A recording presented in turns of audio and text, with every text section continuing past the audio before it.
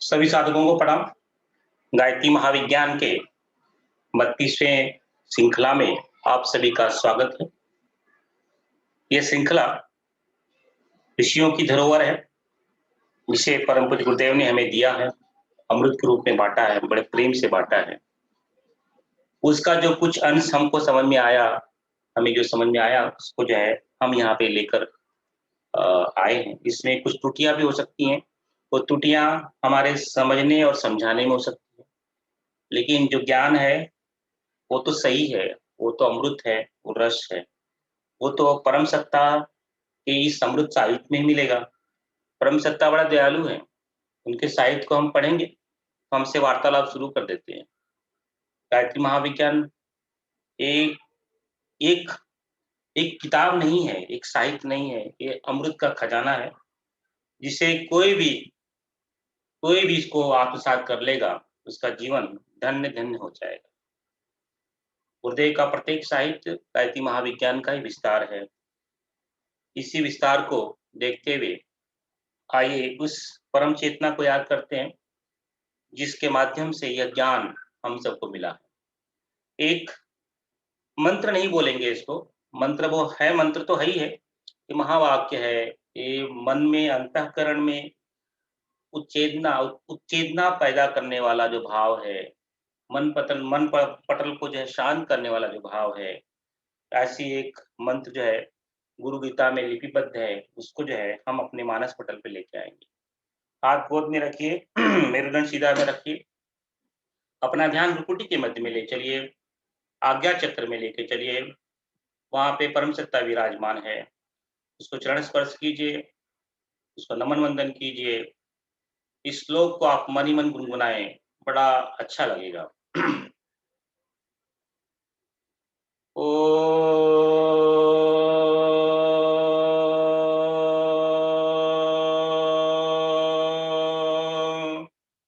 ब्रह्मानन्दं परमसुखदम् केवलं ज्ञानमूर्तिं द्वन्द्वातीतं गगनप्रदेशम् तत्त्वमस्यादिलक्ष्यम् एकं नित्यं विमलमचलम् सर्वदी साक्षिभूतम् भावातीतं त्रिगुणरहितं सद्गुरुं नमामि। अखण्डानन्दबोधाय शिष्यसन्तापहारिणे सच्चिदानन्दरूपाय तस्मै श्रीगुरवे नमः। तस्मै श्रीगुरवे नमः। तस्मै श्रीगुरवे नमः। जो हमें ब्रह्म के आनंद को बता दे, ऐसे सदगुरु के चरणों में कोटि कोटि नमन है, नमन है, नमन है। जो सभी द्वंद्वों से परे है, आकाश से भी ऊंचा है, त्रिगुणों से भी रहित है, ऐसे सदगुरु के चरणों में कोटि कोटि नमन है, नमन है, नमन है, नमन है। जिसका अवतरण सिर्फ और सिर्फ शिष्यों के संताप के हरण के लिए होता है, जो ये बताने के लिए होता है कि तू ही वह है, तू ही वह है, तत्त्वम असि, तत्त्वम असि, तत्त्वमसि, तत्त्वमसि, तत्त्वमसि। ऐसे सदगुरु के चरणों में कोटि कोटि नमन है, नमन है, नमन है, नमन है। परम सत्ता का हमारे जीवन में आना बड़ा उत्कृष्ट कार्य है। यह उत्कर्ष बहुत बिरलों को मिलता है। बहुत जो जो भगवान शंकराचार्य लिखते हैं कि बड़ा दुर्लभ जीवन जिस मनुष्य का जीवन होता है, क्योंकि मनुष्य का जीवन बड़ा दुर्लभ है। 84 लाख योनियों में एक ऐसी ही योनि है, जिसे कर्म करने की छूट होती है। बाकी की जितनी भी योनियाँ होती हैं, चाहे वो देवता हो, चाहे पशु हो या पक्षी हो, वो भोग योनि होती है। वो कर्म के अनुसार उस भोग योनि को ग्रहण करती हैं। भोगने के पश्चात फिर से जो है, उनके भोगने के पश्चात फिर से जो है वो अपनी पूर्व स्थिति में आ जाती है। एक ऐसी योनि है मनुष्य योनि जिसमें कर्म की छूट है। ये भोग योनि भी है, कर्म योनि भी है। तो ये पहला दुर्लभ संधि ये हुई कि हमें मनुष्य योनि मिली। तो ये पहला मनुष्य का दुर्लभ है। दूसरा दुर्लभ संग ये है कि हमें गुरु का हमारे जीवन में सद्गुरु का आगमन होना, ये दूसरी दुर्लभ संधि है। गुरु हर किसी को मिलता नहीं है। इतिहास गवाह है, पुराण गवाह है। जो है गुरु खोजते हुए शिष्य को आता है, शिष्य कभी गुरु को खोज में नहीं जाता है। गुरु जो है ढूँढ-ढूँढ के शिष्य को निकालता है। आप अगर परम पूज्य गुरुदेव के प्रवचन को सुन रहोगे या गुरुदेव के साहित्य को पढ़े रहोगे, तो कहते हैं कि मैंने एक-एक अपने पूरे तप बल का एक भाग जो है, लोगों को ढूँढने में निकाला है। ये ये ढूँढ के निकालने की जो प्रक्रिया है, गुरु करता है। शिष्य तो शिष्य जब गुरु को ढूँढने जाता है, तो ये समझ लेना कि भ्रांति है। वो जो है क्योंकि गुरु ही शिष्य के पास में आता है, वो उसको तलाशता है, उसको तलाश करता है। तो हमारे जीवन में परम सत्ता सद्गुरु का आना, ये हमारी दूसरी दुर्लभ संधि है। तीसरी दुर्लभ संधि है कि ये समझ में आ जाए, ये जीवन में जो आया है सद्गुरु, इस सद्गुरु जो बताया है, उसके आदेश का मैं पूर्ण रूप से पालन करूँगा। ये है तीसरी बड़ी संधि, दुर्लभ संधि। तो 2 संधियाँ हमें प्राप्त हो चुकी। पहला मनुष्य जीवन मिला, दूसरा जो है समर्थ गुरु, सद्गुरु का हमारे जीवन में आया। अब तीसरा जो है वो संधि वो हमारे हाथ में है। हमें जो गुरु का आदेश मिला है, जो उसने बताया है, उसके मार्ग पर हम चल पाएँ तो तीसरी संधि पूरी होगी और ये दुर्लभ जीवन जो है सुफल हो जाएगा, सौभाग्यशाली हो जाएगा। क्योंकि मनुष्य जो योनि है, बार-बार सभी को नहीं मिलती है। देवता लोग भी तरसते हैं मनुष्य की योनि को प्राप्त करने। जो ये एक ले उद्देश्य आता है पुराण जो है जैसे कि हिंदुओं में जो है हिंदू संस्कृति में जो इतने सारे पुराण लिखे गए हैं, वैसे जो है बुद्ध संस्कृति में वो पुराण लिखे गए हैं। उसमें बुद्ध चरित्र में बताया गया है कि जब बुद्ध का जन्म होने वाला था, उस समय देवता लोग भी रोने लगे और तड़पने लगे, अरे! कैसे अगर मैं भी जन्म ले पाता मनुष्य के जीवन में, मनुष्य का जीवन योनि को प्रकट पाता, तो जो बुद्ध ने जो ज्ञान लिया है, उसके ज्ञान को मैं ग्रहण कर पाता। तो इतनी बड़ी बात है कि मनुष्य की योनि को प्राप्त करना। तो 2 दुर्लभ संधि प्राप्त हुई, तीसरी दुर्लभ संधि हमारे हाथ में है, जो गुरु ने बताया है, उसके मार्ग पर हम चले, उसके आदेश को पालन कर पाएँ और इसकी 3 कड़ियाँ हैं, समर्पण, विसर्जन और विलय। जब तक ये 3 कड़ियाँ हमारे जीवन में नहीं आएँगी, तब तक जो है हमारा जो है दुर्लभ जो संधि मिली है, वो सौभाग्य में नहीं बदलेगा। हम सब जो है पूर्ण रूप से समर्पित हों अपने गुरु में। जैसे लकड़ी समर्पण और विसर्जन विलय क्या है? जैसे कि एक लकड़ी है और ये हवन कुंड है। हवन कुंड में अग्नि जल रही है, ये लकड़ी है। जब लकड़ी को हवन कुंड में डाला जाता है, ये हो गया समर्पण। लकड़ी ने अपने आप को अग्नि में अपने आप को समर्पित किया। आप देखोगे उसमें लकड़ी भी अलग दिखाई देती है और जो है अग्नि भी अलग दिखाई देती है और 2 ये समर्पण हुआ पहली वाला का। जब सब लकड़ी में भी आग लग जाती है, आग की प्रक्रिया लकड़ी में भी आग लग जाती है, ये हो गया जो है इसमें जो है विसर्जन की प्रक्रिया। जब उस लकड़ी पूर्ण रूप से आग जैसी समान बन जाती है, ये होती है विलय की प्रक्रिया। तीनों प्रक्रियाओं से गुजरना पड़ेगा, समर्पण, विसर्जन, विलय। जैसा समर्पण, विसर्जन, विलय परम पूज्य गुरुदेव का दादा गुरु के प्रति था। सिर्फ आदेश का पालन किया। एक प्रश्न नहीं पूछा गुरुदेव ने क्यों करना है? बस जो दादा गुरु बोलते गए करते। जैसा समर्पण जो है रामकृष्ण परमहंस का था। एक कुछ क्वेश्चन नहीं, जो माँ बोलती गई वो करते गए। एक समर्पण विसर्जन विलय का उदाहरण जो है विवेकानंद का, जो गुरु का आदेश मिला उसे कर रहा है, बस और कुछ नहीं। एक समर्पण विसर्जन मीराबाई का, मीरा माँ का, सिर्फ जो है कान्हा का जो आदेश मिला उसको करते जाना है। एक समर्पण विसर्जन विलय तुलसीदास जी का, सूरदास जी का, नामदेव का, ज्ञानेश्वर का, ये सब जो है समर्पण विसर्जन विलय की पराकाष्ठा है। एक समर्पण हनुमान जी का भगवान राम के प्रति। इस तरह की प्रक्रिया को जब तक नहीं लेके आएंगे, हम खोखले रह जाएंगे और सिर्फ डमरू बटाके चले जाएंगे। तो जीवन में मनुष्य जीवन जीवन मिला है, गुरु सत्ता का अनुग्रह हुआ है, और हम सब उस प्रक्रिया में गुरु के आदेश का पालन करें।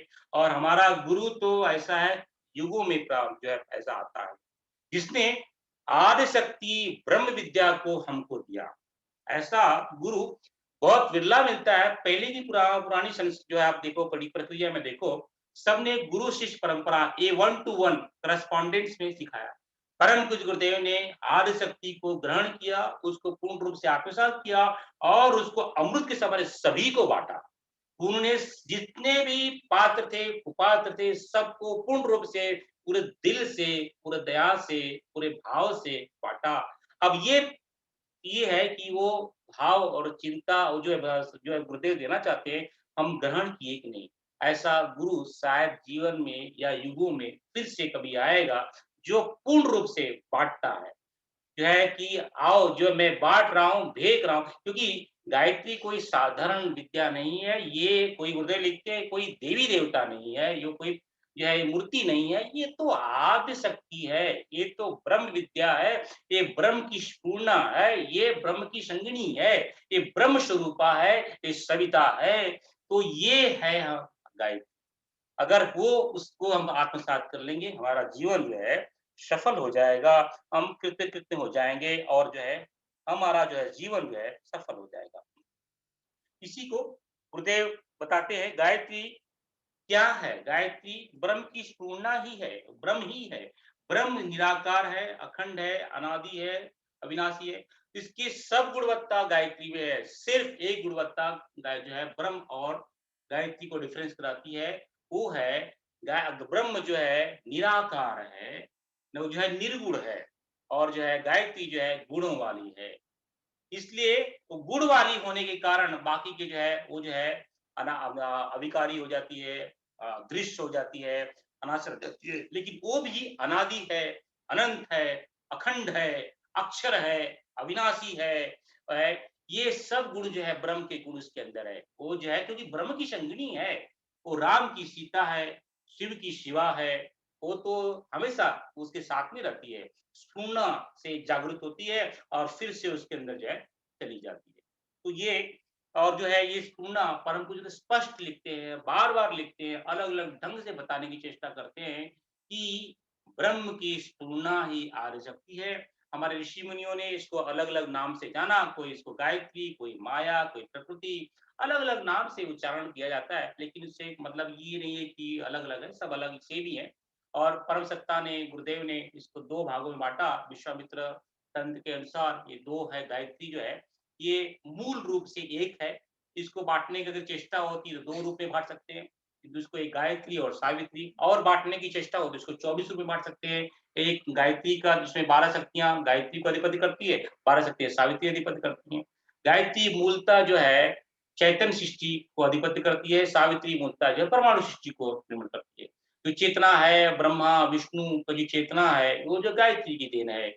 जो ये जगत बनता है, जगत में जो क्रिया होती है, जगत में जो लोक बनते हैं, और जो परमाणु जगत से जो दिखता है, तरंगे उत्पन्न होती है, वो जो है सावित्री की चेतना है। लेकिन मूलतः दोनों एक ही हैं, सिर्फ कार्य अलग क्षेत्र होने से जो है उनका नाम अलग-अलग दिया था, लेकिन मूलतः दोनों एक ही हैं, गायत्री और सावित्री। परम गुरुदेव गायत्री महात्मा है। गायत्री का जो है वेद, पुराण, शास्त्र पूरे भरे हुए हैं। लेकिन परम गुरुदेव ने कुछ-कुछ कुछ-कुछ चीज़ें, कुछ-कुछ अमृत जो है पुराणों से, वेदों से, उपनिषदों से खोज-खोज करके हमारे संदर्भ में ला कर के हमको दिए हैं। जैसे उन्होंने कुछ-कुछ चीज़ें जो बताई जो हमारे लिए उपयोगी हो सकती है। उन्होंने समझा हमारे बच्चों के लिए ये उपयोगी हो सकती है, क्योंकि पूरे वेद तो हमारे बच्चों को तो समझदार थे कि ये बहुत कि हमारे बच्चे तो बहुत छोटे हैं, ये तो अभी चलना भी नहीं सीख पाए हैं। इनको पूरा नहीं, इनको तो पूरा गायत्री का बता नहीं सकते, लेकिन छोटी-छोटी बातें जो है, कुछ-कुछ चीज़ें, अंश, वेदों का अंश, जहाँ पे गायत्री की महात्मा को बताया गया, उन अंशों को थोड़े-थोड़े वाक्यों में ला के बताया है। उन अंशों में जो है, पराशर स्मृति में का एक श्लोक आता है, उसमें ब्रह्मा जी कहते हैं, गायत्री और वेदों को अगर तौला जाए, तो जो है गायत्री का पलड़ा ही भारी पड़ेगा। तो कितनी बड़ी बात है। ब्रह्मा जो है, ब्रह्मा जी कहते हैं जो सृष्टि का निर्माता है, जिसने सृष्टि चराचर जगत को बनाया है, पुराणों के अनुसार, उसको कहता है कि पूरे वेद को एक साथ में रख दिया जाए और जो है गायत्री को एक साथ में रख दिया तो पलड़ा भारी पड़ेगा। दूसरा, ये है महाभारत का एक इसमें एक संदर्भ गुरुदेव देते कहते हैं कि महाभारत में जो है बताते हुए करते हैं कि भगवान वेद व्यास बताते हैं कि हे युधिष्ठिर, संपूर्ण जितने चंद्रवंशी, रघुवंशी, कुरुवंशी, जितने भी उस वंश के जो वंश थे, उस समय के जो, मतलब कहने का तात्पर्य है कि जितने भी वंश है, वंशज है, हे मनुष्य, जितनी मनुष्य जाति है, वो अगर कोई भी जाति का हो, कोई वंश का हो, अगर उस समय 4 जातियाँ थी, जब चंद्रवंश, रघुवंशी, कुरुवंशी, तो उनके संदर्भ में लिखते हुए का लिखा महाभारत लिखा कि नित्य ही पवित्र होकर परम गतिदायक गायत्री, परम गतिदायक, ये शब्द बड़ा महत्वपूर्ण है। यानी परम यानी जो उसके अलावा जो सबसे श्रेष्ठ, उससे कोई श्रेष्ठ मार्ग नहीं हो सकता। परम गतिदायक गायत्री मंत्र है, यानी इससे बड़ा श्रेष्ठ मंत्र इस जगत में नहीं है।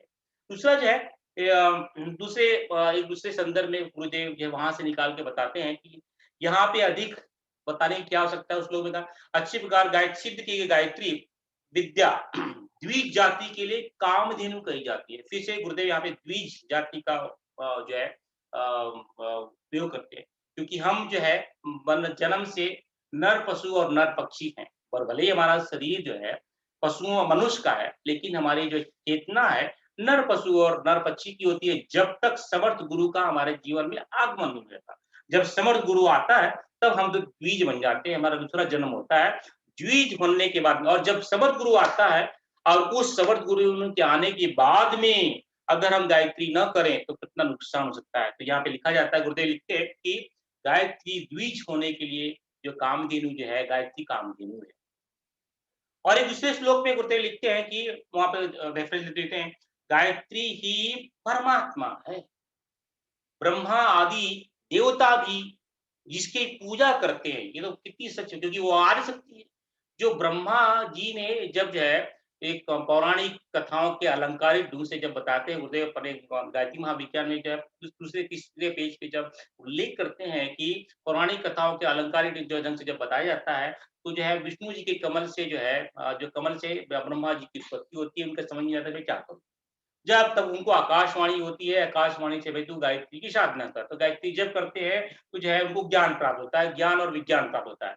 अब फिर से पूछते हैं ज्ञान और विज्ञान मुझे मिल गया, अब इसका आगे क्या करूं। तो जो है फिर से जो है उस ज्ञान विज्ञान की प्रार्थना करते हैं, तो बोलते हैं कि जो है तू फिर से गायत्री की साधना कर और उसके माध्यम से तू जगत की उत्पत्ति कर। एक जो है जो ज्ञान विज्ञान प्राप्त हुआ वो गायत्री, उसके माध्यम से जो उसकी फिर से साधना की, जिससे परमाणु जगत की जो है संरचना की, वो है सावित्री। तो गायत्री और सावित्री को साथ तो करे तात्पर्य है कि जिसने चराचर जगत को बनाया है, हमारे पौराणिक कथाओं के अनुसार इस चराचर जगत को जगत बनाने वाला ब्रह्मा जी, उसका भी जो साध्य है, उसका जो भी इष्ट है, वो गायत्री है। गायत्री के माध्यम से ही उसको ज्ञान आया और उस ज्ञान के माध्यम से ही उसने जगत की निर्मिति की, यानी जो इसकी पूजा, इसलिए जो है गायत्री ही परमात्मा है। और पहले मैंने ये बताया कि परमात्मा, ब्रह्म, सविता, आत्मा, ये सब पर्यायवाची शब्द है, ये एक ही है। दूसरा गुरुदेव गायत्री तंत्र का उदाहरण लेते हुए कहते हैं कि सभी तीर्थों का जो संगम है, जो सभी तीर्थ है, उनका एक रूपता आप देखोगे, वो कौन है? गंगा ही है। उसको सभी तीर्थों को मिला दिया जाए तो कौन बनता है? गंगा। उसी तरह ब्रह्म स्वरूप को जानने के लिए क्या करना पड़ता है? गायत्री। सभी ज्ञान विज्ञान ब्रह्म विद्या को जानने के लिए हमें गायत्री को आत्मसात करना पड़ेगा। इस और गायत्री विश्वामित्र तंत्र में जो है ये उल्लेख के अनुसार जो गंगा, गायत्री का एक रूप जो है गंगा भी है। तो ये इस तरह से उसकी परिभाषा फिर से यहाँ पे की गई है। और गीता में और फिर से गुरुदेव एक्सप्लेन करने गायत्री तंत्र के अनुसार ये होते हैं, सभी शास्त्रों का निचोड़ जो है, सार है, वो गीता है, भगवत गीता है। जैसे वेद के 4 भाग हैं, वेद, बाद में ब्राह्मण, आरण्यक और उपनिषद, इन कारों का जो सार है, वो जो है गीता में भगवान ने, योगेश्वर ने लिपिबद्ध किया है, हमें बताया है। लिपिबद्ध नहीं किया, हमें बताया है, जिसको भगवान वेद व्यास ने लिपिबद्ध किया है। वो पूरे वेदों का सार है।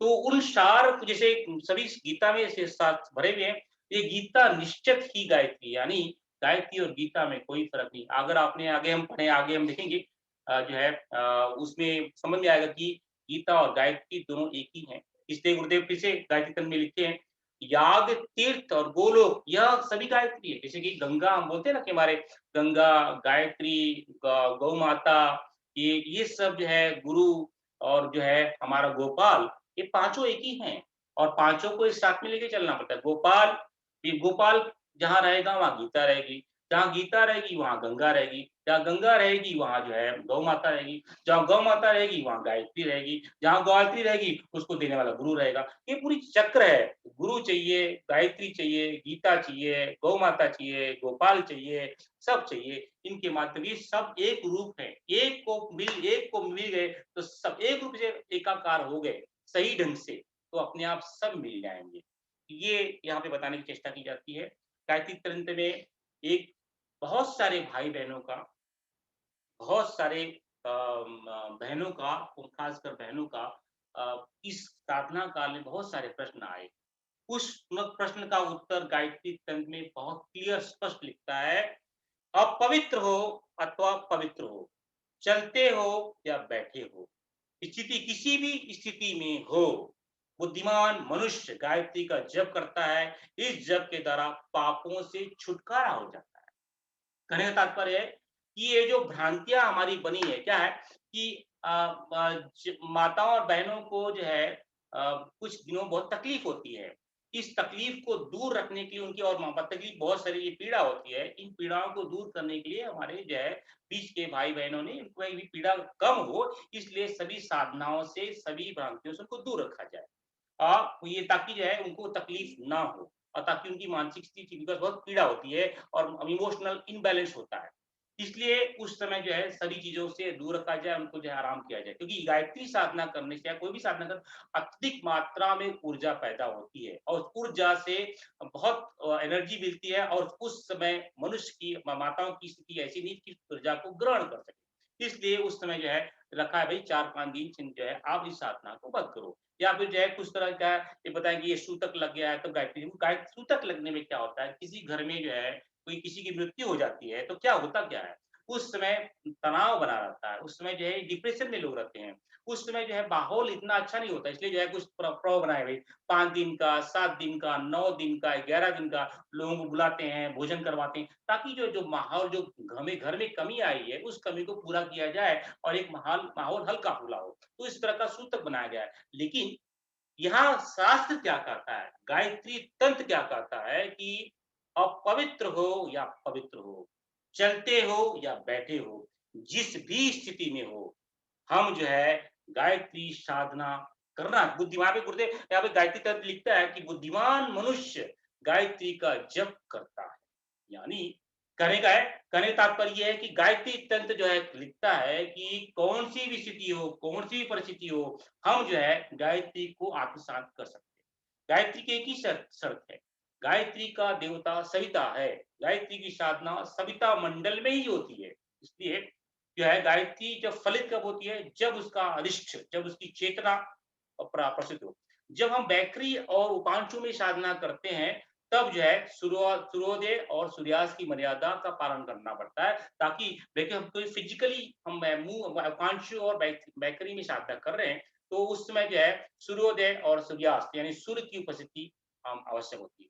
अगर हम मानसिक जप कर रहे हैं, प्राण से जप कर रहे हैं, अंतर्मन से जप कर रहे हैं, तो कौन सी काल, हम बाथरूम में हैं या बाहर में हैं, हम चल रहे हैं या उठ रहे हैं, सूतक में हैं या ना सूतक में हैं, क्या फ़र्क पड़ता है? सिर्फ़ साधना की एक ही शर्त है, मानसिक जप करते समय आपको सविता देवता को याद करना है, क्योंकि गायत्री की जो चेतना है, वो सविता में है। तो सविता सूर्य का, या सविता का जो फिजिकल भाग है, जो उसका सूक्ष्म स्थूल शरीर है, वो जो है सूर्य है। सविता का जो है सूक्ष्म शरीर है, वो आदित्य है और सविता का जो जो कारण शरीर है, वो सविता है। तो जब भी हम मानसिक जप, हम कभी भी किसी भी स्थिति में, कभी भी, कहीं भी है, सभी मानसिक जप गायत्री का कर सकते हैं। एक ही शर्त है, हम जो है गायत्री का मानसिक जप जो है सविता मंडल में होके करें, सविता को याद करते हुए करें। आज्ञा चक्र में सविता देवता को ला करके गायत्री मंत्र का उच्चारण कहीं भी, किसी भी स्थिति में, दिन में, रात में, सुबह में, यहाँ-वहाँ सब कर सकते हैं, क्योंकि गायत्री तंत्र इसकी हमें छूट देता है। क्योंकि ये लिखता है, अपवित्र हो या पवित्र हो, चल रहे हो या बैठ रहे हो, जिस भी स्थिति में हो, आप जो है गायत्री का जप कर सकते हैं और इस जप द्वारा पापों से छुटकारा।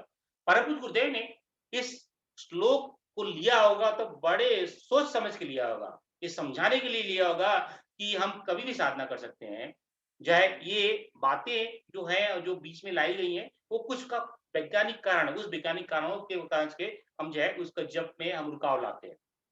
आगे गुरुदेव लिखते हैं, गायत्री तंत्र का उदाहरण लेते हैं कि ये गायत्री का मनन, अब ये मनन करने से पाप छूटते हैं, स्वर्ग की प्राप्ति होती है, मुक्ति की प्राप्ति होती है। 3 चीजें हैं। मनन, गायत्री का ओम भूर्भुवः स्वः तत्सवितुर्वरेण्यं भर्गो देवस्य प्रचोदयात्, मेरा ध्यान जो है मॉल में है, किचन में है, खाने में है, तो ये गायत्री का मनन नहीं हुआ। मनन यानी गायत्री को आत्मसात करना, उसके रस को पीना, उसको उसके रोम-रोम में लेके जाना, उसके अंतःकरण को फ़ील करना, वो उसके प्राण में एक रूप हो जाना, ये होता है मनन। जब हम गायत्री का मनन करते हैं, तो सभी पाप से छुटकारा हो जाता है, स्वर्ग की प्राप्ति होती है। ये स्टेप बाय स्टेप है। पाप का छुटकारा, ये बहुत छोटी प्रक्रिया हो गई। उसके बाद स्वर्ग की प्राप्ति, उससे थोड़ी बड़ी प्रक्रिया, और मोक्ष की प्राप्ति, वो सबसे श्रेष्ठ प्रक्रिया। ये तीनों प्रक्रियाओं का जो है एक ही उद्गम स्थान है, गायत्री को आत्मसात करना। गायत्री का जप के माध्यम, गायत्री का जो जप है वो पहली सीढ़ी है। ओम जो माला करते हैं, वो पहली केजी वाली सीढ़ी है। वो हाँ, ताकि हमको आदत पड़े गायत्री का जप। लेकिन गायत्री को तो हमें मन से करना है, हमारे चारों वाणियों से उसको जो है उच्चारण करना है। जब भी कहीं भी बैठे, हमारा ध्यान जब लगाए, आंखें बंद हो या खुली हो, हर जगह से रोम-रोम से गायत्री के जो है मंत्र का उच्चारण हमें सुनाई देना चाहिए। तब जो है कहलाता है गायत्री का मनन हो रहा है। फिर गुरुदेव लिखते हैं, जो ये बहुत सारे, ये बहुत बहुत क्लियर है, गुरुदेव ने बहुत अच्छी ढंग से लिया है। ये मनुस्मृति का श्लोक गुरुदेव ने लिया है। जो गायत्री को छोड़कर दूसरे मंत्र की उपासना करता है, वो दुर्बुद्धि हुआ है, दुर्बुद्धि मनुष्य। गुरुदेव ने बहुत कंडम बताया है। मनुस्मृति कहती है, ऐसा व्यक्ति दुर्बुद्ध व्यक्ति मनुष्य है, उसको पकाए हुए अन्न को छोड़कर भिक्षा के लिए घूमने, मतलब कि यानी वो गायत्री का मंत्र छोड़कर दूसरे मंत्र का जाप करने। कभी-कभी क्या होता है कि हम बड़े जल्दीबाजी में रहते हैं। अरे यार! इतना अनुष्ठान कर लिया मैंने, 5 अनुष्ठान किए, सवा लाख के, 10 लाख के, 1 करोड़ के, मेरा जो है भौतिक लाभ नहीं हुआ, मुझे ये प्राप्ति नहीं हुई, हम छोड़ करके दूसरा करने लगते हैं। तो उससे क्या हो गया कि आपकी आस्था ही नहीं थी। जब आस्था ही नहीं तो कैसे फलित होगी? में ये जो प्रक्रिया है, ये आत्मविद्या की प्रक्रिया है, ब्रह्म विद्या की प्रक्रिया है। बिना इसमें कोई रोक-टोक के जब करेंगे, बिना किसी क्योंकि पूर्ण आस्था से करेंगे, हम जो है जो शर्त रख कर के कुछ काम करेंगे, वो फलित नहीं होगी। क्योंकि ये भी शर्त रखेगा, भई जब तेरे मन में डाउट है, जब तुम्हारे मन में डाउट रहेगा तो कैसे फलित होगी? ये गुरुदेव यहाँ पे यह मनुस्मृति का बहुत सुंदर श्लोक गुरुदेव लिखते हैं, के लिए है कि जो गायत्री को छोड़कर दूसरे मंत्र की उपासना करता है, वह व्यक्ति दुर्बुद्धि मनुष्य की जाति में आता है। ये है, गुरुदेव ने अनंत साहित्य लिखे हैं। बहुत बड़ा विस्तार है, क्योंकि गायत्री का तो एक अमृत है, उसको लिखा नहीं जा सकता, उसको पढ़ा नहीं जा सकता, उसको सुना नहीं जा सकता। लेकिन कुछ-कुछ अंश परम सत्ता ने हमें दिए हैं। उन स जो है उनमें से गायत्री स्मृति, गायत्री गीता, गायत्री मंजनम, गायत्री संहिता, गायत्री रामायण, उपनिषद, हृदयम इत्यादि जो है गुरुदेव ने, इसके अलावा और सारी चीज़ें गायत्री के बारे में, लेकिन परम गुरुदेव ने कुछ-कुछ चीज़ें हमें दी हैं। उनमें से हम लोग जो है गायत्री स्मृति की यात्रा कर रहे हैं। पिछले सप्ताह में हमने जो है ओम भूर्भुवः स्वः तत्सवितुर्वरेण्यं भर्गो देवस्य धीमहि, इसमें जो है कम से कम जो है 17 श्लोक के हमने जो है 17 श्लोक गुरुदेव ने जो लिखे हैं, उसके जो जानने की चेष्टा की। आज है अंतिम जो है जो 8 शब्द हैं, उन शब्दों को जानने की चेष्टा करेंगे। धियो यो होना प्रचोदयात्। आइए उसकी यात्रा करते हैं। आगे बढ़ते हैं। गायत्री मंत्र का ही आद्याक्षर धियो मृत्युम स्मरत। धी यानी धियो हमारी बुद्धि, इस बुद्धि में, ये गुरुदेव कह रहे हमारे कि इस बुद्धि में तो मृत्यु का स्मरण कर। मर्म जानिया जीवनस्य च, और इस ये जो जीवन मिला है इसका तो मर्म, उसका पर्पस तो जान ले। और दो चीजें आ गई, उसके बाद क्या करने को बोलते हैं? तदा लक्ष्यम समालक्ष्य। जन्म मृत्यु दोनों को टुगेदर करके उनका हमने मर्म जान लिया, उसके बाद एक लक्ष्य यानी एक टारगेट फिक्स कर। और टारगेट फिक्स करने के बाद पादव संतत पाक्षिये, और इस टारगेट पे पादव तो सतत निरंतर चलता चल, ऐसा हमारे गुरुदेव कहते हैं। यहाँ पे कहने का तात्पर्य ऐसा है कि जन्म और मृत्यु दोनों हमारे जीवन के सत्य है, और दोनों को भी हम अनदेखा नहीं कर सकते, दोनों को हम टाल नहीं सकते। जहां जन्म है तो मृत्यु भी अवश्य है। और इस जन्म और मृत्यु के बीच में जो कनेक्शन है वो हमारा जीवन है, दोनों को कनेक्ट करता है। तो ये जो हमें पाथ चलना है वो कौन सा? जन्म से लेके मृत्यु तक। हाँ, जन्म तो ले लिया हमने, परंतु वो मृत्यु को तो अनदेखा मत कर, वहां तक जाना है। परंतु उस मृत्यु को देख के हम अगर उसके प्रति निगेटिविटी मन में लाएंगे, जाना तो सभी को है, तो पूरा जीवन भर रोते ही रहेंगे। तो ये जो जीवन है, जो ब्रिज है जन्म और मृत्यु के बीच का, उसके लिए हमें टारगेट चाहिए। तो टारगेट क्या? कि गुरुदेव के मार्ग पे, बताए हुए मार्ग पे हमें चलना है। हर मनुष्य एक कलाकार है, और ये जो जीवन है, जो ब्रिज कनेक्शन है ना, ये एक रंगमंच, और हर व्यक्ति को यहाँ पे आके कलाकारी करनी पड़ती है। और वही वो जो चलना बोलते हैं वो हमारी कलाकारी है। कलाकारी कैसे करेंगे? अभी जो एक्टर या एक्ट्रेस रहती है, कभी उसको कभी हीरो का रोल मिलता है, कभी विलन रहता है, कभी साइड रोल भी मिलता है, परंतु उसे पता है कि वो जो रोल कर रहा है वो खुद नहीं है, उसे तो सिर्फ रोल अदा करना है। तो इसमें आत्मस्वरूप में मुझे उसमें आसक्त नहीं होना है रोल में। तो मैं ये रोल क्यों कर रहा हूं? तो मेरे सामने जो ऑडियंस बैठी है, अभी हमारी ऑडियंस को, ये जनता, ये जो हमारे आसपास के जो लोग हैं, उन्हें हमें अभी इस कलाकार को एंटरटेन करना रहता है। किसी को कुछ देना या किसी को कुछ प्रसन्नता देना, वो उस कलाकार का एम रहता है। तो उसको वो फुलफिल करने के लिए वो रोल करना पड़ता है। हम भी अपने आप को कलाकार समझे और उस रोल को बहुत सिंसियरली अदा करें, परंतु उसमें हमें खोना नहीं है। हम सिर्फ इस पथिक है कहाँ तक जाने के लिए? उस जन्म से लेके मृत्यु तक जाने के लिए। और भले अगर मृत्यु आती भी तो है, तो फिर हम उससे हम दुखी नहीं होंगे। हमें क्या लगेगा कि अरे मुझे जो काम दिया था हमारे गुरुदेव ने, उसे तो मैंने सिंसियरली करने का प्रयत्न किया। तो वो जो सेटिस्फैक्शन, जो तृप्ति तुष्टि आएगी, तो जीवन धन्य हो जाएगा। तो यही कहता है धी अद्याक्षर की, जन्म और मृत्यु को दोनों को ध्यान में रख, एक टारगेट फिक्स कर अपना जीवन का, और उसके ऊपर चलता रहे। ऑलवेज एक्शन, एक्शन आनी चाहिए आप इसमें। अगला अद्याक्षर है कि यो यो धर्मो जगदाधार। इस जग का जो आधार है, संसार का आधार धर्म है।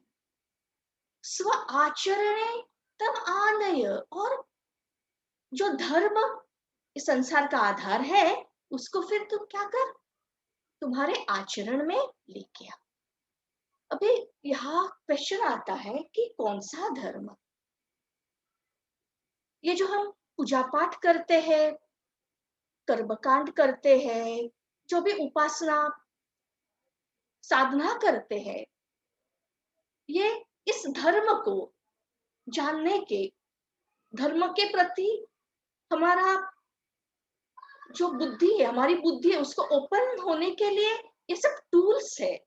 उनके द्वारा हम उस धर्म को जानने की कोशिश करते कि हमारा स्वधर्म क्या है।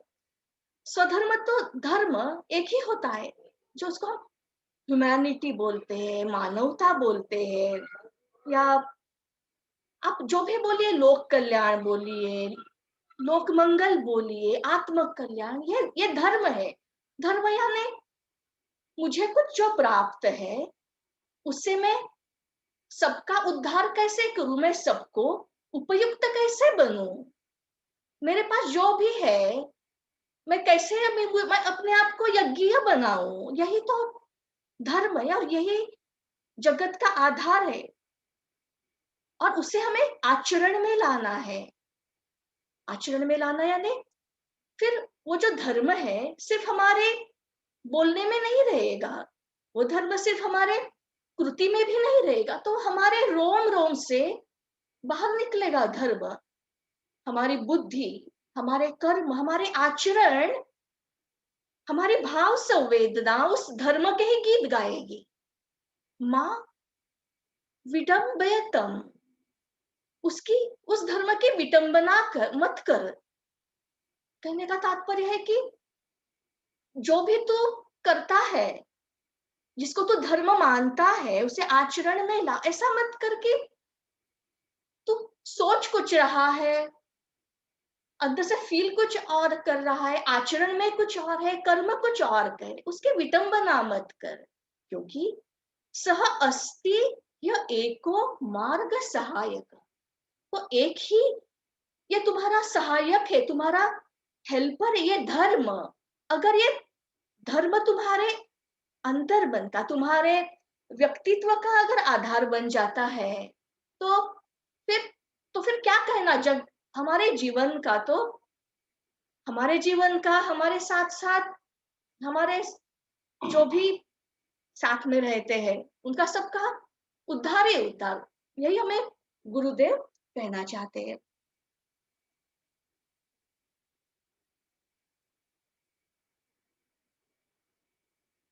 यो योजनम व्यसनेभ्यः, योजन यानी बहुत दूर, व्यसन यानी एडिक्शन, नशा, व्यसन।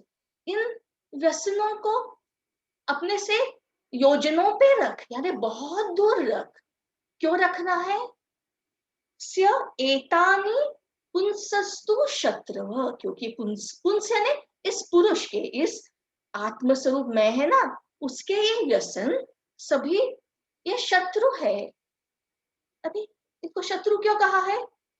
मिलित्वा एतानि सर्वाणि, ये जब व्यसन सब एक साथ आते हैं, तब समये घ्नन्ति मानव, मानव का ये क्या करते हैं? घ्नन्ति, मानव का ये व्यसन है, सर्वनाश करते हैं।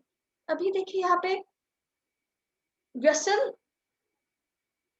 यानी सिर्फ मादक पदार्थ ही नहीं, नशीली पदार्थ ही नहीं, जो भी क्रिया, जो भी कर्म, anything which is harmful to your personality, आपके अस्तित्व को जो हानिकारक है, शरीर को, मन को, आपके विचारों को, आपके भावनाओं को, तो फिर वो कुछ भी हो सकते, कोई क्रिया हो सकती है, अति कामुकता, व्यभिचार, गॉसिपिंग, अनाप शनाप की बातें, चटोरा, कुछ भी,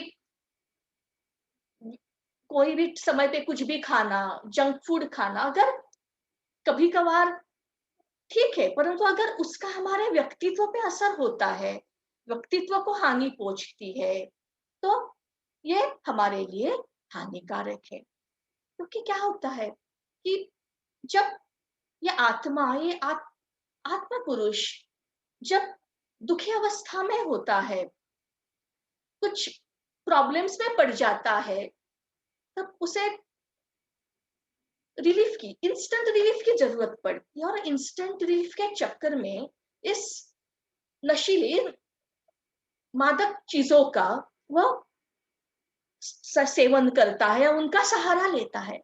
परंतु स्लोली स्लोली क्या होता है, उनकी हमें आदत पड़ती है, उनका एडिक्शन हो जाता है। और एडिक्शन के वजह से अगर वही सब व्यसन, यही सब जो चीजें हैं, अगर हमारे ऊपर हेवी हो जाती है, तो ऐसा समय आता है कि हमारा वह नाश यानी सिर्फ मृत्यु ही नहीं, हमारी जो हमारा व्यक्तित्व है वह एक बिखरा हुआ व्यक्तित्व तैयार हो जाता है। इसलिए गुरुदेव कहते हैं कि व्यसनों से दूर रह।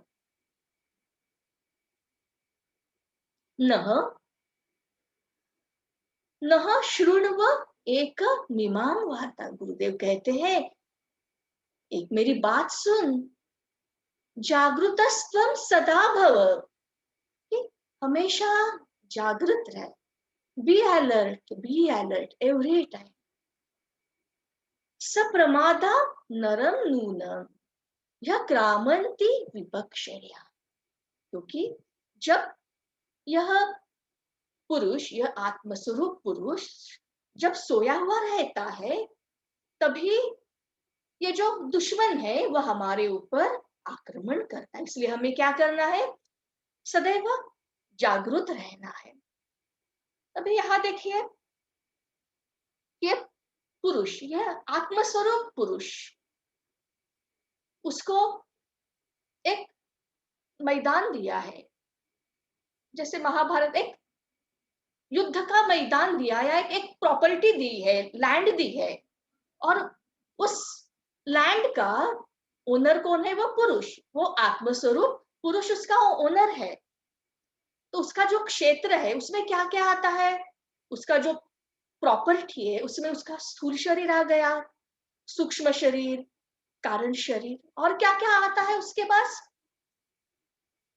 उसके विचार, उसके भाव संवेदनाएं, उसका जो आरोग्य है, उसकी मानसिक स्थिति जो भी है, अहंकार, उसकी विद्या, उसकी जो भी आपके पास जो भी प्रॉपर्टी, जो भी धन है, पर हमारे व्यक्तित्व का, उसका, उस पुरुष को क्या करना चाहिए, उसको रक्षण करना चाहिए। रक्षण करने के लिए उसे क्या करना पड़ेगा, उसको जागरूक रहना पड़ेगा। क्योंकि क्या होता है, जहां से हमारी जागरूकता हटी तो क्या होता है, दुर्घटना घट जाती। तो शत्रु का क्या है, जहां पे हम अलर्ट नहीं है, जहां से हम सुप्त अवस्था में, जो डायरेक्शन से, तो वहां से क्या हो जाएगा, ये जो निगेटिविटी रूपी शत्रु है वो हमारे प्रॉपर्टी के अंदर क्या होकर के एंटर करेंगे, हमारे ऊपर आक्रमण करेंगे। इसलिए हमें इन ऑल डायरेक्शन से जागरूक रहना है। मतलब ऑल डायरेक्शन से, from every aspect, from every आयाम, हमें हमारा परिष्कार करना है। हमारे अंदर के जो भी रोए रोए में जो निगेटिविटी पड़ी है उसको अलर्ट बन के उखाड़ के फेंकना है। हमारे अंदर अच्छाई भी है, सद्गुण भी है, और उनका क्या करना है, हमें संवर्धन करना है। तो यही हमारी क्या होगी, जो हम खेती जो होती है, या जो एक सेनापति है, वो कैसे अपनी प्रॉपर्टी की रक्षा करेगा, इस माध्यम से।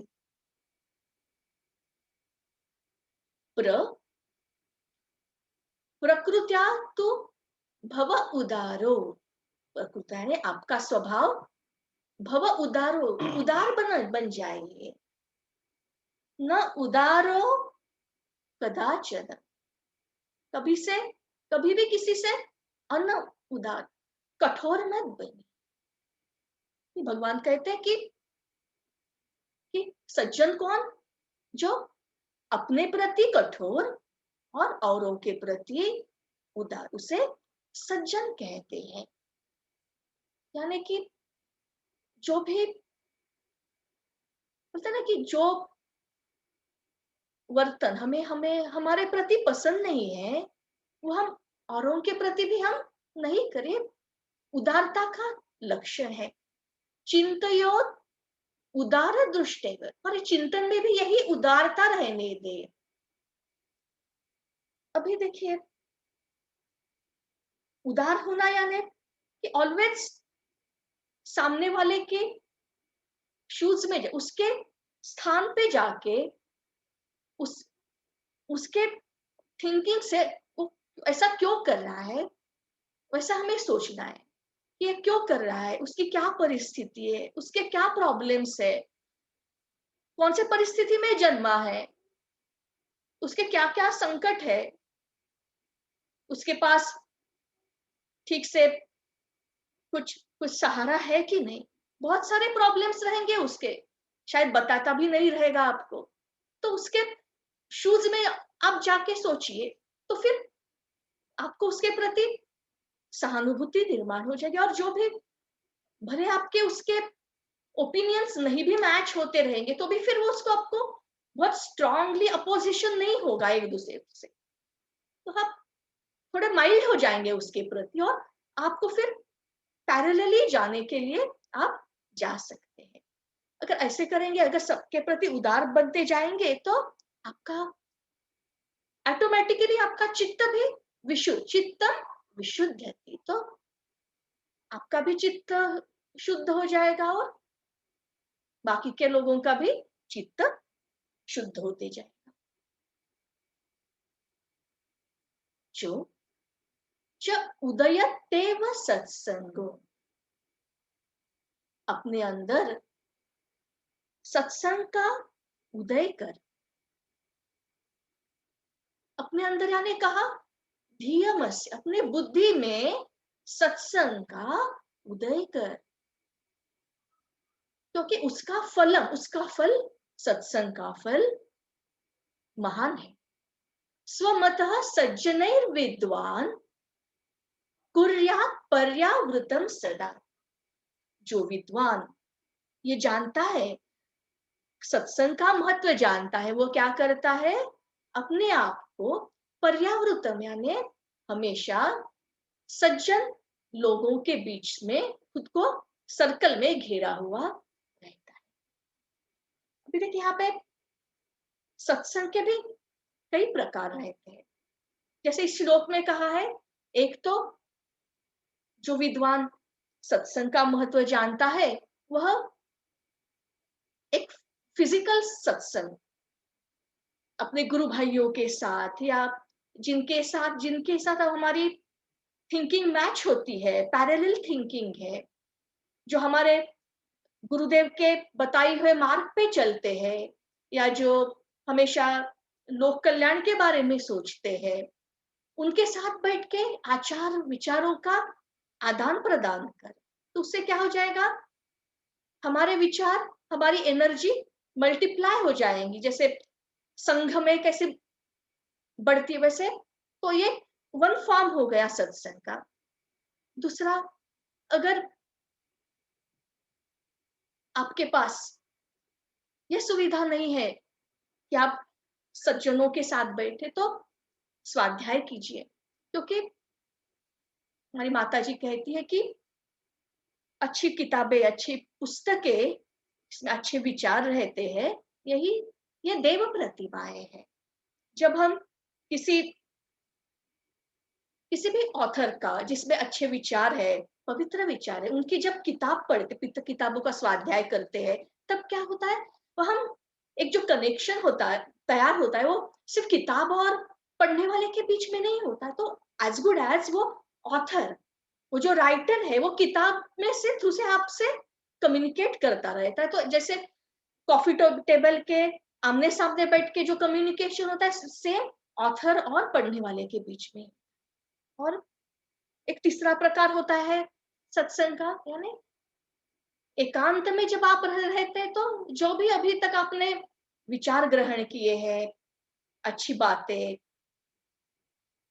यहाँ से जो भी सुने हैं, कुछ भी पढ़ा हुआ है, उसका चिंतन कीजिए, उसका मनन कीजिए, बार बार चिंतन कीजिए, और उसमें रस लीजिए, उसमें रम जाइए, उसे बोलते हैं आत्म स्वाध्याय। तो ये हो गए स्वाध्याय का महत्व यहाँ पे बताते हैं। द दर्शनम या आत्मना, आत्मा का दर्शन कीजिए। दर्शन, आत्मा का दर्शन, आत्मज्ञान लीजिए, आत्मज्ञान के मार्ग पे चलिए।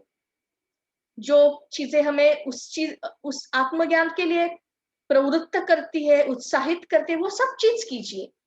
क्यों? जानियात आत्म गौरव, इस आत्मा का गौरव, उसका उसका जो ब्यूटी है उसको जानिए, आत्मा के गौरव को जानिए। ज्ञातवा तत्तद आत्मा नाम, और आत्मा को जानिए, ज्ञातवा जानिए, इस जो भी वे है, वो may be it may not come in the pure form, किताबों से थ्रू, सत्संग, स्वाध्याय, यज्ञ, उपासना, साधना, व्रत वैकल्य, जो भी है सब आत्मा की ओर ही हमें लेके जाती है। उस आत्मा को जानिए। पूर्णोन्नति पथम नहीं, तो ऑलवेज उस चीज को पूर्ण करने के लिए, पूर्णोन्नति, उन्नति करने के लिए प्रोग्रेस करते रहिए और चलिए। कहाँ पे भी गुरुदेव नहीं बोलते कि एक चीज मिली तो रुक जाइए, रुकना नहीं है, चलना है हमेशा उस उन्नति के पथ पर, रुकना नहीं, चलते रहिए आप। यात यायात सव उत्तरदायित्वम निर्वहन जीवने, यहाँ पे रिस्पॉन्सिबिलिटी की बात करते हैं गुरुदेव कि इसकी क्या क्या रिस्पॉन्सिबिलिटी है। यहाँ पे इस श्लोक में तो पिता के उत्तरदायित्व की बात की है। कुपिता तथा पाप, कुपुत्रोस्ति यथा मत। जैसे अब यहाँ पे ये वर्ड यूज नहीं करना चाहूंगी, कहने का तात्पर्य है जैसे पुत्र के ऊपर एक जिम्मेदारी रहती है कि वो अपने पिता यानी वो सभी चीज में जो हमसे ऊपर है, बड़ा है, अनुभव में, विज्ञान में, don't consider here only the physical aspect, आध्यात्मिक पिता भी होते हैं, जो भी हमसे ऊपर है कर्मों में। तो पुत्र क्या करता है? उनके सामने नम्र होता है, उनको फॉलो करता है, उनको रिस्पेक्ट देता है, वो जो कहते हैं उसका पालन करता है। ये हो गए पुत्र के रिस्पॉन्सिबिलिटी। तो पिता की भी रिस्पॉन्सिबिलिटी क्या होती है कि अपने पुत्रों को, जो उसने अपने पिता से जो ग्रहण किया है, उसके शायद उसके आध्यात्मिक पिता से भी जो ग्रहण किया है, वह नेक्स्ट जनरेशन को वो देता चले, अपने पुत्रों को। यहाँ पे भी पुत्र है, not in the physical aspect, आध्यात्मिक पुत्र, हमारे छोटे भाई बहन, जिससे किसे भी हमारे हमारे पास अगर कुछ एक्स्ट्रा है, देने लायक है, जिसको हम कुछ बांट सके, ऐसा कुछ है, और सामने वाला उसको लेने के लिए तैयार है, सुपात्र है, तो उसको हम देते जाए, उसको हेल्प करे, तो ये हो गया पिता का रिस्पॉन्सिबिलिटी। तो पिता और पुत्र दोनों एक सिक्के के दो पहलू होते हैं। यहाँ पे मतलब एक है दाता और एक है मतलब लेने वाला, मतलब एक बोलते ना कि energy always flows from higher to lower, तो वो हमेशा फ्लो रहना चाहिए। तो अगर हम जो कुछ पाए हैं तो उसको हमें बांटने को भी आना चाहिए।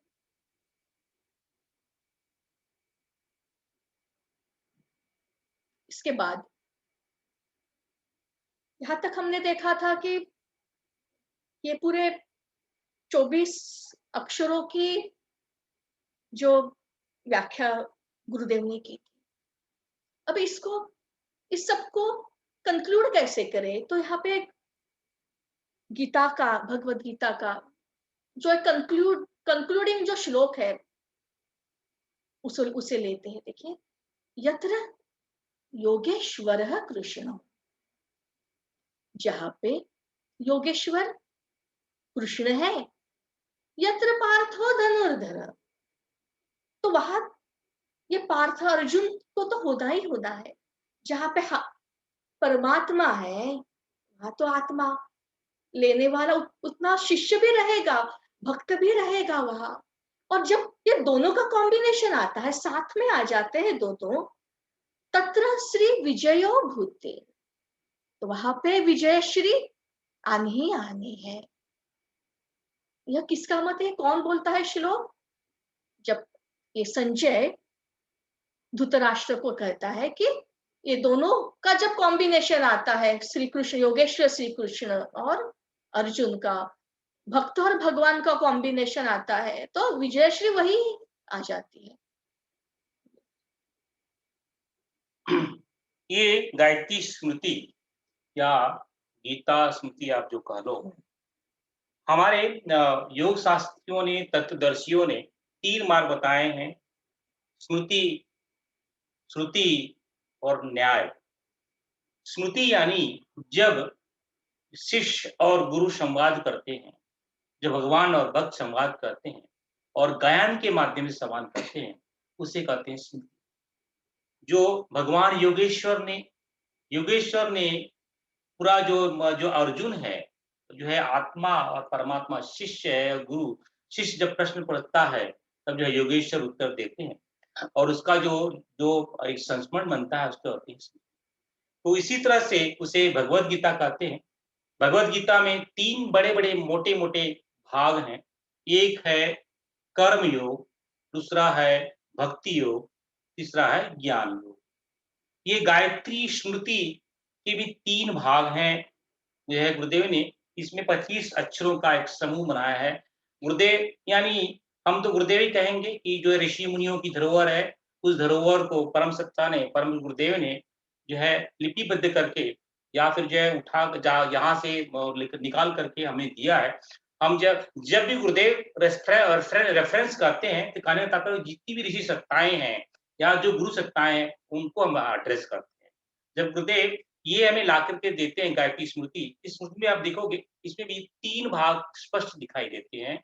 एक कर्म योग का, एक जो है भक्ति योग का और एक ज्ञान योग का। आज के श्लोक में बड़ा-बड़ा सुंदर भाग बताया कि जैसे कि हमारा होली का आज पर्व है।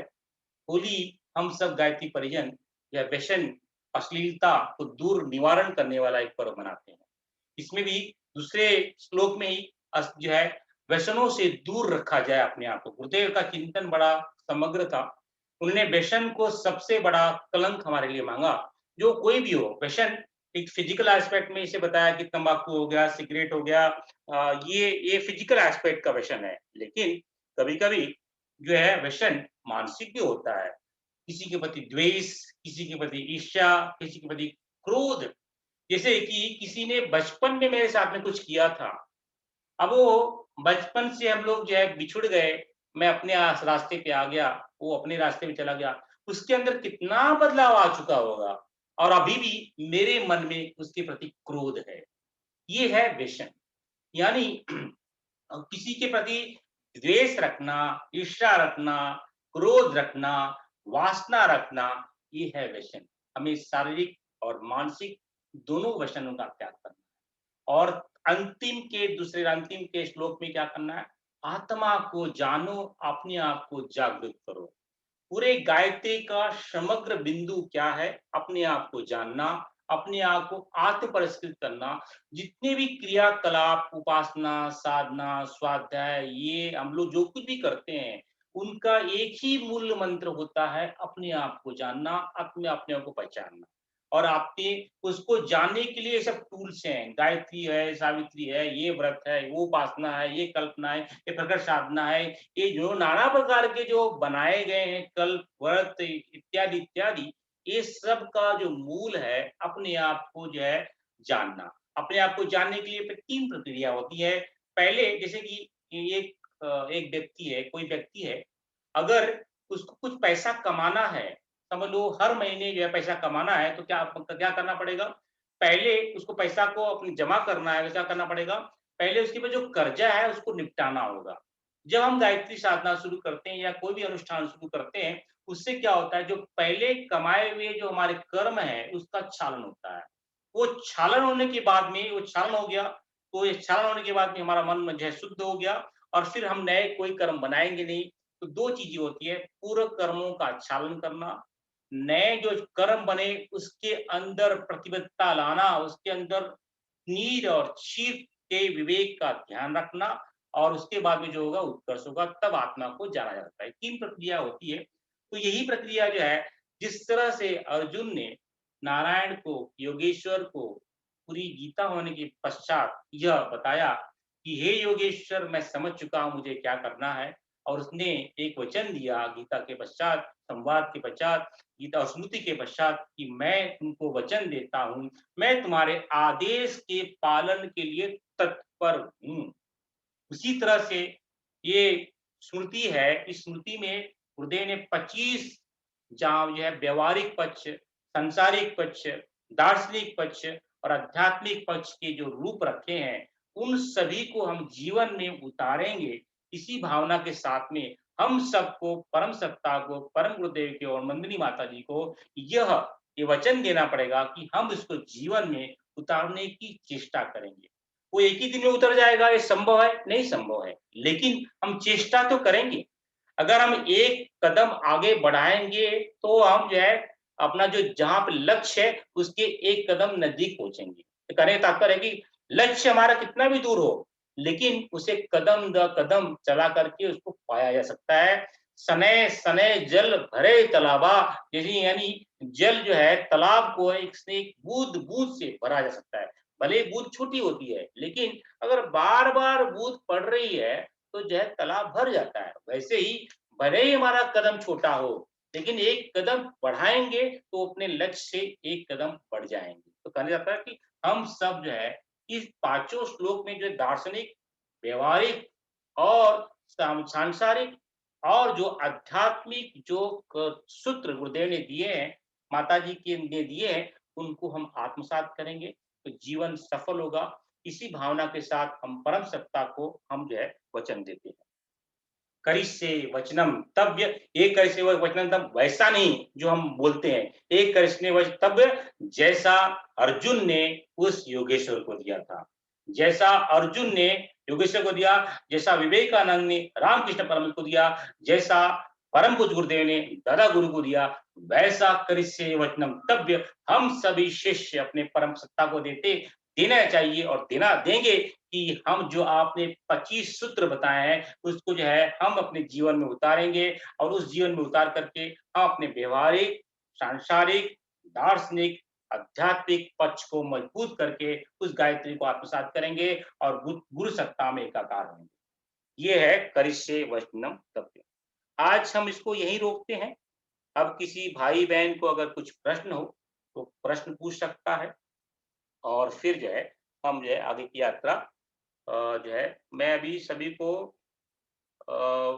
अनम्यूट म्यूट और जिन भाई बहन को प्रश्न है अनम्यूट करके प्रश्न कर सकते हैं। अगर प्रश्न नहीं होगा तो हम जो है यहाँ पे इसको रोकेंगे। आपको कोई प्रश्न है तो अपने आप को अनम्यूट कीजिए या हाथ ऊपर कीजिए और फिर जो है प्रश्न कर सकते हैं। अगर कुछ प्रश्न नहीं होगा तो हम उसको यहाँ पे रोक करके आगे बढ़ जाएंगे, जो है शांति पाठ करेंगे।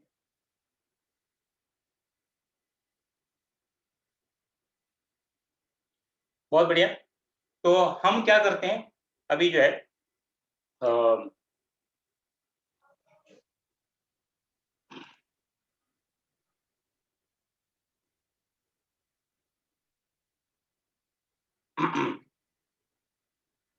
शांति पाठ कर देंगे।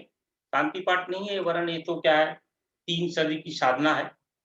परम पूज्य गुरुदेव ने बड़े प्रेम से इस साधना को दिया है, बड़े सूक्ष्म रूप से इस साधना को दिया है। क्या 1 मिनट का बोल दो या 3 मिनट की साधना अगर बोल लो, अगर ये जीवन में आ जाए, अगर इसको हम चिंतन में ले आए, तो हमारा जीवन जो है सफल हो जाएगा। तो अभी इस साधना को करेंगे, ये बहुत उत्कृष्ट ध्यान है। ये परम पूज्य गुरुदेव इसे बोलते हैं 3 शरीर का ध्यान। इस 3 शरीर के ध्यान को करेंगे, आँखें बंद कीजिए, हाथ गोद में लेके आइए, अपना ध्यान भ्रुकुटी के मध्य में ले चलिए। वहाँ पे परम पूज्य गुरुदेव और वंदनीय माता जी विराजमान हैं, उनको प्रणाम करेंगे। उनसे जितनी भी गलतियाँ हो चुकी हैं और हो रही हैं या होने वाली हैं, उसके लिए क्षमा माँगेंगे और उनसे 3 शरीर के लिए प्रार्थना करेंगे। ॐ अस्तु मा सद्गमय। ॐ तं सोमा ज्योतिर्गमय। ॐ